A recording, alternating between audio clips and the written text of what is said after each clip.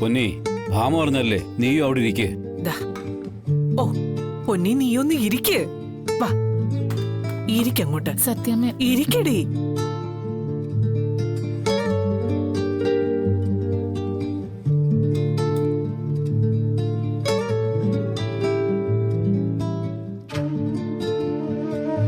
ഭാമേ നീ ഇരിക്കുന്നില്ലേ? വിളമ്പിട്ട് ഞാൻ ഇരുന്നോളാം. ഒന്നിച്ച് കഴിച്ചാ മതിയല്ലോ. സത്യമേ ഞാൻ വിളമ്പാം. ഇരിക്ക് നീ അവിടെ. വെക്കാൻ അറിയാമെങ്കിൽ വിളമ്പാനും എനിക്കറിയാം. ഇരിക്കടി.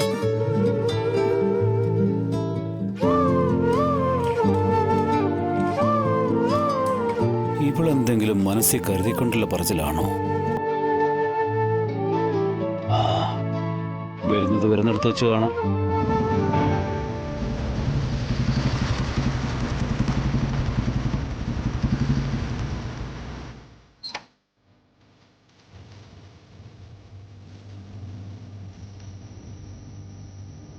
രാഘവട്ടി കഴിക്കേ. വിഷ്ണു വന്നല്ല. നീ എങ്ങോട്ടേ എണീക്കുന്നേ? അവിടെ ഇരിക്കേ. എടി ഇരിക്കാന്. വിഷ്ണു അങ്ങോട്ടിരിക്കേ. എനിക്ക് വേണ്ടമ്മേ, വിശപ്പില്ല. അതൊന്നും പറഞ്ഞാൽ പറ്റില്ല. ഇന്നിവിടെ ഞാൻ ഉണ്ടാക്കിയ ഭക്ഷണം എല്ലാവരും കഴിച്ചിരിക്കണം. ഭാമ ഇന്നേ അടുക്കളയിൽ പൊന്നിയെ പോലും കയറ്റിട്ടില്ല. കണ്ടില്ലേ, പിള്ളയോടും പൊന്നിയോടും ഒപ്പം ഇരുന്ന് ഭക്ഷണം കഴിക്കണമെന്ന് പറഞ്ഞ് പിടിച്ചിരുത്തിയേക്കുക. കണ്ടില്ലേ, ഇതാ ഇന്ന് സ്പെഷ്യലേ ഉള്ളൂ. ഈ വീട്ടിൽ നിന്ന് എപ്പോൾ ഇറങ്ങുമെന്ന് അറിയാത്തതുകൊണ്ട് അവളിന്ന് അടുക്കളയിൽ ഒരു ഉത്തമ കുടുംബിനിയായി ജീവിക്കുക. രാഘവേട്ടനൊന്നും മിണ്ടാതിരുന്നേ. വിഷ്ണു നീ ഇരിക്കേ. എടാ ഇരിക്കട നീ അങ്ങോട്ട്. എന്റെ വിഷ്ണു നീ ഇരിക്ക്. ഇരിക്കും മോനെ.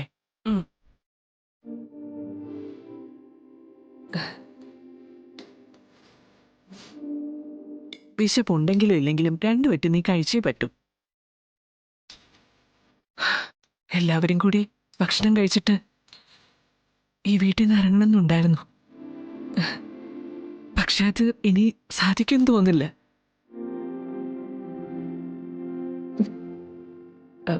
അതുകൊണ്ട് ഇവിടെയുള്ളവർക്ക് എല്ലാവർക്കും കൂടി കഴിക്കാന്ന് ഞാൻ പറഞ്ഞത്. ഒരുപാട് പേർക്ക് അന്നം കൊടുത്തിട്ടുള്ള വീടാ ഇത്. ഒരു കാലത്ത് ഇവിടെ ആരെങ്കിലുമൊക്കെ ഉച്ചഭക്ഷണം തേടി വരികയും ചെയ്യുമായിരുന്നു. സത്യഭാമയുടെ അടുത്ത് ചെന്ന് വയറ് നിറയെ ആഹാരം കിട്ടുമെന്ന് പൊതുവെ ഒരു സംസാരം ഉണ്ടായിരുന്നു. അത്താഴഭക്ഷണിക്കാരുണ്ടോന്ന് ചോദിച്ച രാത്രി വാതില് പോലും അടച്ചോണ്ടിരുന്നത്. എന്നും ഭക്ഷണം ഉണ്ടാക്കുമ്പോ അതുകൊണ്ട് തന്നെ 2-3 പേർക്ക് കൂടുതൽ ഉണ്ടാക്കുമായിരുന്നു. ഭക്ഷണം കൂടുതൽ ഉണ്ടാക്കി കളയുന്നു എന്നും പറഞ്ഞ് രാഘവേട്ടൻ എന്നെ എപ്പോഴും വഴക്ക് പറയുമായിരുന്നു. പക്ഷെ ചില നേരത്ത് കുഞ്ഞുങ്ങളെയും കൊണ്ട് അമ്മമാര് ഓടി വരും വിശന്നിട്ട്. അല്ല, രാഘവേട്ടനത് ഓർമ്മയുണ്ടോന്ന് അറിയില്ല. ഒരിക്കലൊരു ഗർഭിണി വന്നു. 2 ദിവസമായത്രേ അരിയാഹാരം കഴിച്ചിട്ട്. വയറ് നിറയെ ഭക്ഷണവും കൊടുത്ത് പ്രസവത്തിനുള്ള പൈസയും കൊടുത്തിട്ടാ ഞാൻ വിട്ടത്. ഇത് ഞാൻ പറഞ്ഞത് എന്തിനാണെന്ന് വെച്ചാലേ, ഇനി അങ്ങനെ ആരെങ്കിലുമൊക്കെ തിരക്കി വന്നാലേ കൊടുക്കാൻ നമ്മളുമില്ല. കൊടുത്തിരുന്ന വീടുമില്ല.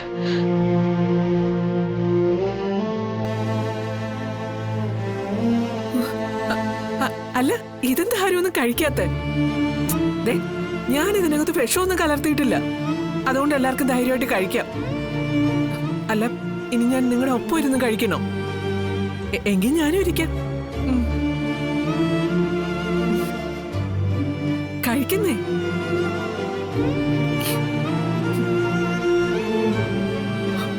ഇവിടുന്ന് ഇറങ്ങുന്നില്ല. സങ്കടമില്ലാന്നൊന്നും പറയാൻ പറ്റില്ല. നല്ല സങ്കടമുണ്ട്. പക്ഷെ നമുക്കൊന്നും ചെയ്യാൻ പറ്റില്ലല്ലോ.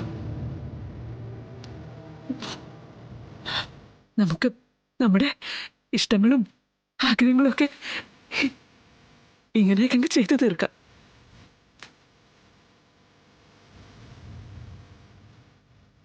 പക്ഷെ ഞാൻ കരയത്തൊന്നുമില്ല. അങ്ങനെ സത്യാമ്മ ആരും കരയിക്കാൻ നോക്കൊന്നും വേണ്ട. ജീവിക്കും, അല്ലാതെ മരിക്കൊന്നുമില്ല.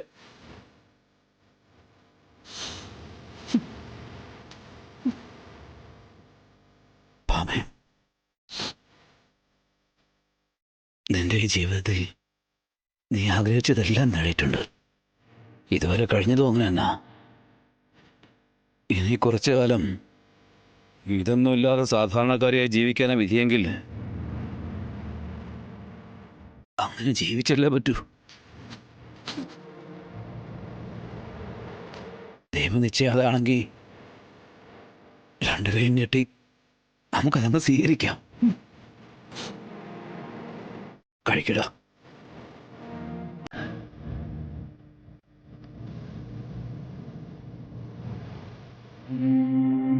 പിള്ളേ കഴിക്ക്.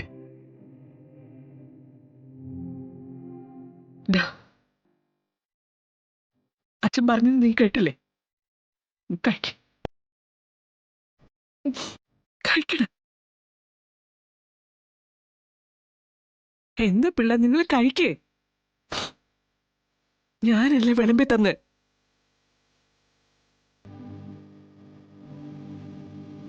നീ കഴിക്കേ.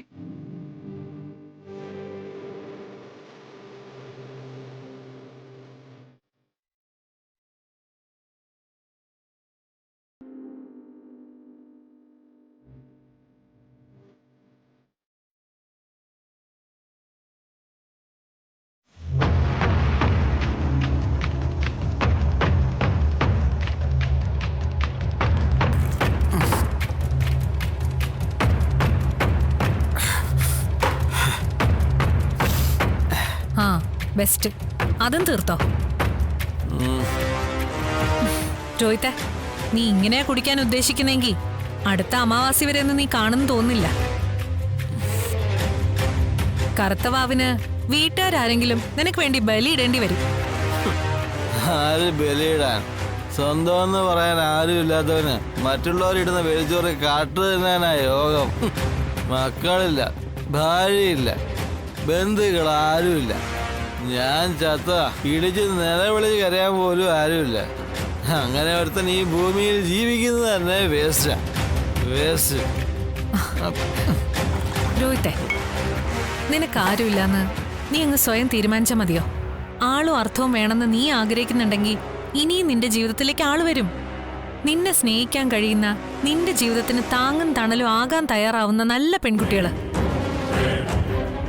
അവരെയും കെട്ടി അന്തസ്സായിട്ട് ശ്യാമയ്ക്ക് മുന്നിൽ ജീവിച്ച് കാണിച്ചു കൊടുക്കണം. അതല്ലാതെ മനസ്സും തളർന്ന് കുറെ കള്ളും വലിച്ചേറ്റി ജീവിതം കുടിച്ചു തീർക്കാനാണ് ഉദ്ദേശിക്കുന്നെങ്കിൽ ഞാൻ നേരത്തെ പറഞ്ഞു തന്നെ സംഭവിക്കും. കാക്കയ്ക്ക് ചോറ് വയ്ക്കാൻ ഒരാളും കാണില്ല. എന്താ, മറ്റൊരു പെണ്ണിനെ ശ്യാമയുടെ സ്ഥാനത്തേക്ക് നോക്കിയാലോ? അപ്പൊ പിന്നെ മോള്? എനിക്കെന്റെ മോളെ പിരിയാനൊന്നും പറ്റില്ല. എന്റെ ചോര അല്ലായിരിക്കാം, പക്ഷെ എന്നെ ആദ്യമായിട്ട് അച്ഛന്ന് വിളിച്ചത് അവളാ. എനിക്കങ്ങനെ എന്റെ മോളെ എന്നിൽ നിന്ന് തള്ളിക്കളയാനൊന്നും പറ്റില്ല. എനിക്കെന്റെ പപ്പയെ വേണം. രോഹിത്തെ, നീ നന്നാവില്ല. നീ ഒന്ന് ആലോചിച്ച് നോക്ക്. അവരാ കൊച്ചിനെ വിട്ടുതരുമോ? വിഷ്ണുവിന്റെ മോളാണെന്ന് വിഷ്ണു മനസ്സിലാക്കിയ സ്ഥിതിക്ക് ഇനി നീ എന്ന ഡ്യൂപ്ലിക്കേറ്റ് അച്ഛനെ അവരംഗീകരിക്കുമോ? പപ്പി രഹസ്യം അറിയാത്തത് കൊണ്ട് കൊള്ളാം. അല്ലെങ്കിൽ അവള് നിന്നെ അംഗീകരിക്കുന്നു തോന്നുന്നുണ്ടോ? ഇല്ല, എന്റെ മോളനെ ഒരിക്കലും തള്ളി പറയില്ല. അവൾക്ക് ഈ ഞാനെന്ന് വെച്ചാൽ ജീവനാ. എന്റെ മോളെ ഒരിക്കലും ഞാൻ തള്ളി പറയില്ല. എനിക്ക് അവളെ വേണം. അവളില്ലാതെ എനിക്ക് ജീവിക്കാനൊന്നും പറ്റില്ല. എനിക്കിപ്പോ എന്റെ മോളെ കാണണം. രോഹിത്തെ, നീ എങ്ങോട്ടാ? ഞാൻ എന്റെ മോളുടെ അടുത്തേക്ക് പോവാ. എനിക്കിപ്പോ അവളെ കാണണം. അങ്ങോട്ട് നിൽക്കേ. അതിന് നിന്നെ അവിടെ ആരെങ്കിലും കേറ്റോ? കേറ്റിയില്ലെങ്കിൽ വേണ്ട, എനിക്കെന്റെ മോളെ ഒന്ന് കാണാമല്ലോ. അതിനാരുടെ സമ്മതമൊന്നും വേണ്ടല്ലോ. ആ. നിക്ക്. നമ്മൾ ഒരുമിച്ച് കുറെ കാര്യങ്ങൾ വാക്കാല പറഞ്ഞിട്ടുണ്ട്. എല്ലാം നിന്നെ മുന്നിൽ കണ്ടോണ്ടാ പ്ലാൻ ചെയ്തിരിക്കുന്നത്. അത് നീയായിട്ട് തടസ്സപ്പെടുത്തരുത്.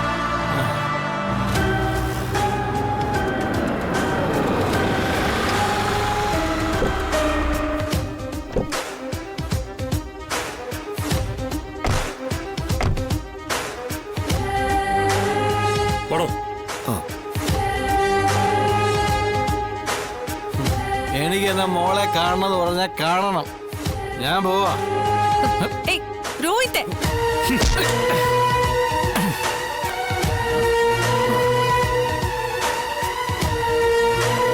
എന്നെ തടയരുത്. ഞാൻ പോവാന്ന് പറഞ്ഞാൽ ഞാൻ പോവും. എങ്ങോട്ടാടാ? നീ ഒരിടത്തേക്കും പോകുന്നില്ല. ഇവിടെ ഇവിടെ നിൽക്കും നീ. ആ, എന്നെ തടയരുത്. എടാ, തടയുന്ന നിന്റെ രക്ഷയ്ക്ക് വേണ്ടിയാടാ. ആ രക്ഷയൊന്നും എനിക്ക് വേണ്ട. ഇവൻ വേണ്ടാന്നോ? ഞങ്ങളുടെ രക്ഷ നിനക്കിപ്പോ വേണ്ടാന്നോ? ഇത്രയൊക്കെ നിനക്ക് വേണ്ടി ചെയ്തത് ഞങ്ങളാണെങ്കിൽ നിന്നെ മുന്നിൽ നിർത്തിക്കൊണ്ട് ബാക്കി കൂടി ചെയ്യാൻ ഞങ്ങൾക്കറിയാം. ചെയ്യേ ചെയ്യും. തടയാൻ വന്ന ഞങ്ങളുടെ മറ്റൊരു മുഖമായിരിക്കും നീ കാണുക. മനസ്സിലായോ? വിടറോ താമാറ്. താനോടിരുന്നേ. രോഹിതേ, ദാ നിനക്ക് വേണ്ടിയാ ഞങ്ങൾ ഈ പെടപ്പാട് മുഴുവൻ പെടുന്നത്. അനാഥനാണ് നീ കൂടെ കൂടെ പറയുന്നുണ്ടല്ലോ. അതുകൊണ്ട് മാത്രം നിന്നെ ഞങ്ങൾ സഹായിക്കാൻ തയ്യാറാവുന്ന തന്നെ. എടാ, ഞങ്ങൾ പറയുന്ന കേട്ട് ഞങ്ങളെ കൂടെ നിൽക്കാൻ നീ മനസ്സ് കാണിച്ച സത്യഭാമയുടെ വീടുണ്ടല്ലോ, അത് നിനക്കാട്ടങ്ങ് തരും. അതിന്റെ താക്കോലേ ഊര് നിന്റെ കയ്യിൽ വെച്ച് തരും ഞങ്ങള്. ചിറ്റപ്പ. അതെ രോഹിത്തെ, ഇത്രയും നാള് സത്യഭാമ മഹാറാണിയെ പോലെ ഭരിച്ചിരുന്ന ആ വീട്ടിൽ ഇനി മുതൽ ഒരു രാജാവ് വരാൻ പോകുന്നു. രാഘവൻ നായർ ഇരുന്ന കസേരയിൽ പുതിയ രാജാവിരിക്കും. ആ രാജാവ് വേറാരുമല്ല, നീയാ. നീ.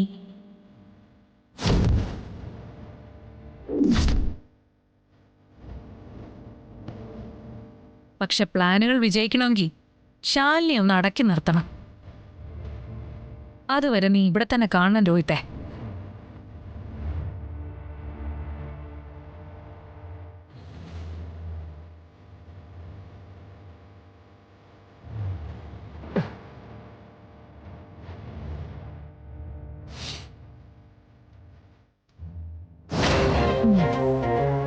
അവനെ നമുക്ക് ഒതുക്കി നിർത്താൻ പറ്റും.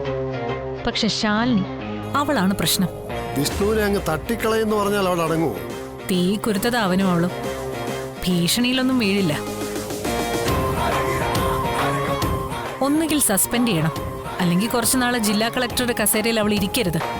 നോക്കട്ടെ, അതിനെന്ത് ചെയ്യാൻ പറ്റുമോ നോക്കാം. ചിറ്റപ്പൻ നോക്കിയ കാര്യം നടക്കും. ചിറ്റപ്പന്റെ കാര്യങ്ങൾ നടത്തുന്ന കാര്യം ഞാൻ നോക്കിക്കോളാം. എങ്കിൽ വഴിയുണ്ട്, പക്ഷേ വളഞ്ഞ വഴിയാ. വളഞ്ഞതായാലും ചരിഞ്ഞതായാലും അവൾ ഒടിയണം. എന്നേക്കുമായി ഒടിഞ്ഞു കുത്തി വീഴണം. പാളരുത്. പാളിയ പണി പാളും. അത്രയ്ക്ക് തന്ത്രപരമായിട്ട് വേണം കാര്യങ്ങൾ നീക്കാൻ. ഇത് പോലീസ് ബുദ്ധിയാ മോളെ, ഇത് പാടില്ല. ശാലിനി വീണിരിക്കും. അതിനെ നിന്റെ ഈ ചിറ്റപ്പന്റെ ബുദ്ധി തന്നെയാണ് ഗ്യാരണ്ടി. കൽപ്പിച്ചുറപ്പിച്ചോ, കണക്ക് കൂട്ടി തീർപ്പ് കൽപ്പിച്ചോ. കളക്ടർക്കുള്ള പണി അണിയറയിൽ ഒരുങ്ങിക്കഴിഞ്ഞു. ഇനി ശംഖുവിളി മുഴക്കേ വേണ്ടു. ഇനി അവൾ ഈ ഭൂമിയിൽ വേണ്ട.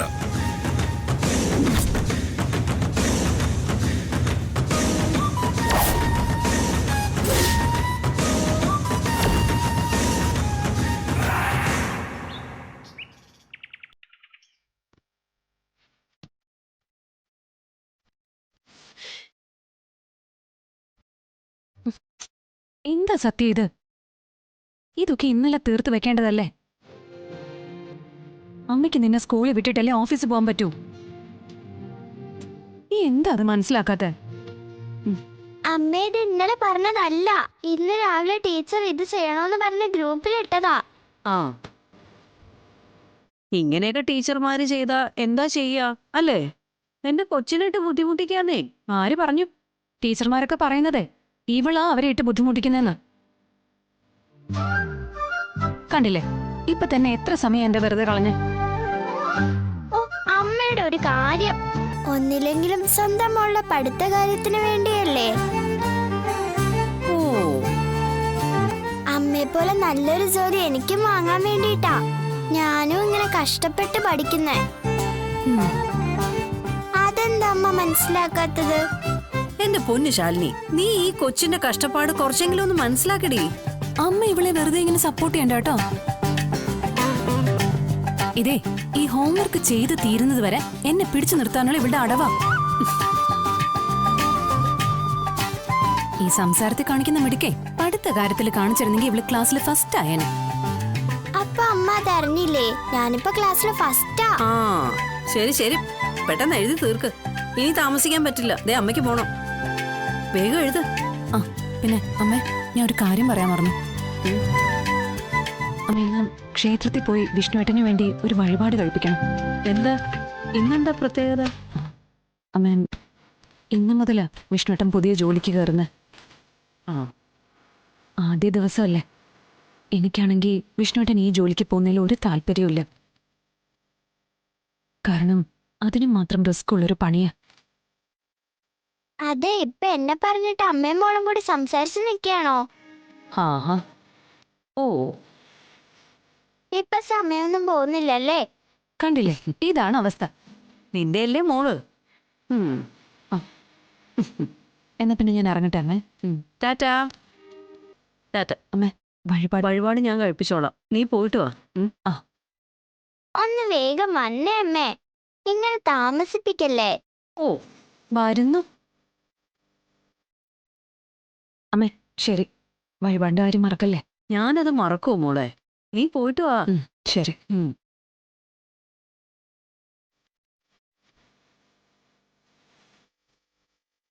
എന്റെ ദേവി, ഈ ജോലിയിലൂടെ എന്റെ മോന്റെ പ്രശ്നങ്ങളെല്ലാം തീർക്കണേ.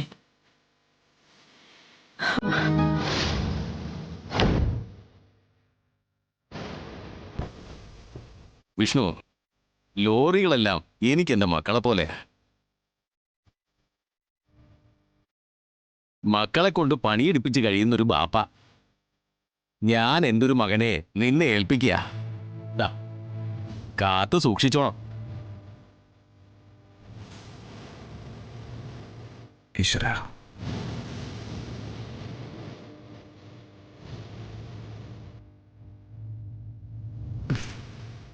സുബേർക്കയുടെ ഈ മകനെ ഞാൻ എൻ്റെ സ്വന്തം മകനെ പോലെ നോക്കിക്കോളാം. ഇനി ഇവനെന്നും എൻ്റെ മകൻ തന്നെയാ. പല സ്ഥലത്തു നിന്നും പലതും എടുക്കേണ്ടി വരും. ചിലപ്പോ വീട്ടു സാധനങ്ങൾ വരെ എടുക്കേണ്ടി വരും. ഇന്നിപ്പോ വെട്ടിയിട്ട തടിയെടുക്കുന്ന പണിയാ. അതെടുത്തു കഴിയുമ്പോൾ ഞാൻ വിളിക്കാം. വരുന്ന ഓരോ പണിക്കനുസരിച്ച് ഓടേണ്ടി വരും. ഓട്ടത്തിനനുസരിച്ചുള്ള കൂലി ശമ്പളത്തിൽ അപ്പപ്പോൾ കൂടുകയും ചെയ്യും. ഞാൻ നന്നായി വരണമെങ്കിൽ ഇക്കയുടെ അനുഗ്രഹം മാത്രം ഉണ്ടായാൽ മതി.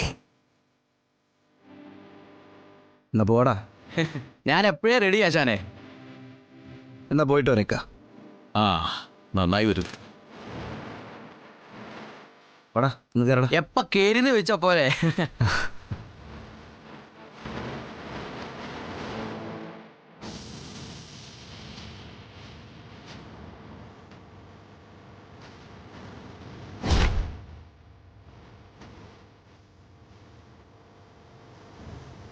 ഈശ്വര,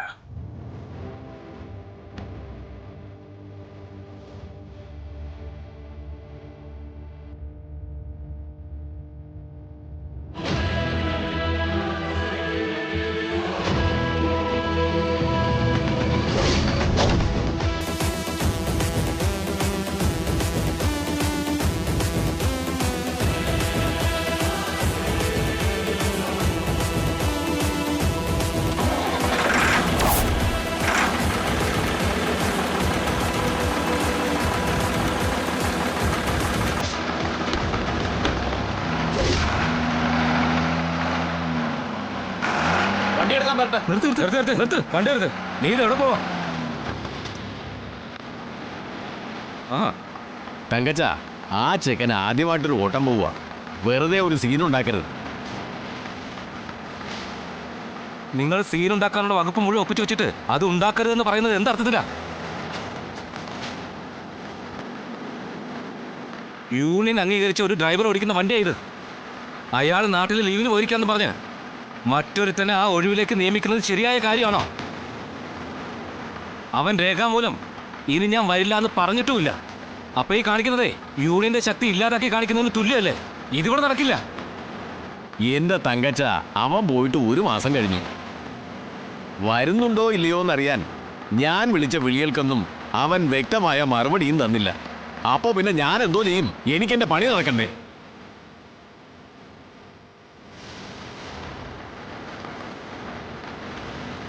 അതിന് നിങ്ങൾ ആദ്യം ചർച്ച ചെയ്യേണ്ടതേ ഞാനുമായിട്ടാണ്. യൂണിയനിൽ മെമ്പർഷിപ്പുള്ള ഒരു ഡ്രൈവറുടെ ഒഴിവ് മറ്റൊരു മെമ്പർഷിപ്പുള്ള ഡ്രൈവറെ കൊണ്ട് നികത്താൻ യൂണിയൻ അറിയാം.